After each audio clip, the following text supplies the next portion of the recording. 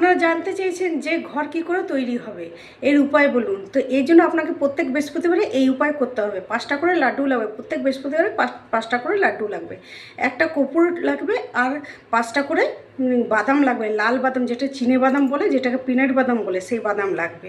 একটা লাল আসন রাখবে, লাল আসনের মধ্যে প্রত্যেক বৃহস্পতিবার সন্ধ্যার সময় বসুন। আগে ঘরের দরজাটা বন্ধ করে নেবেন, তাকে বাইরের লোক কেউ যেন দেখতে না পারে।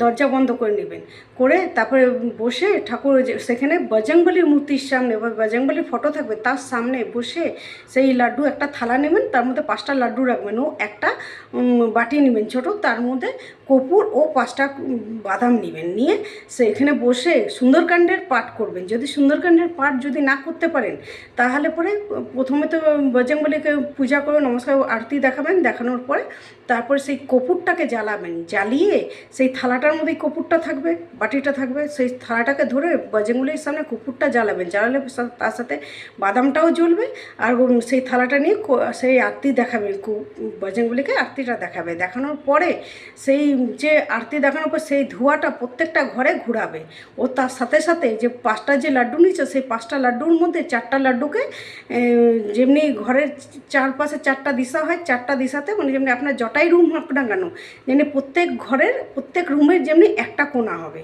মানে আপনার যে জমিতে থাকেন সেই জমিতে যেমনি 4টা কোণা হয়, তো সেরকম যে আপনি যে কটা রুমে আছে সেই রুমের মধ্যে 4টা কোণাতে, মানে একটা রুমে একটা কোণাতে, সেকেন্ড রুমের আরেকটা কোণাতে, থার্ড রুমের আরেকটা কোণা, যদি আপনার একটা ঘর থাকে বা একটা রুম থাকে সেই রুমে 4টা কোণা করলেই হয়ে যাবে।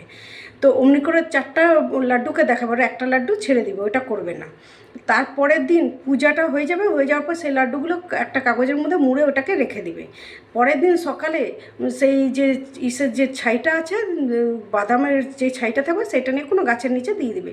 আর লাড্ডুটাকে যে কোনো সাদা গরুকে, প্রত্যেকটা লাড্ডু মানে 5টা লাড্ডুকেই আপনাকে যে কোনো সাদা গরুকে খাওয়াতে হবে।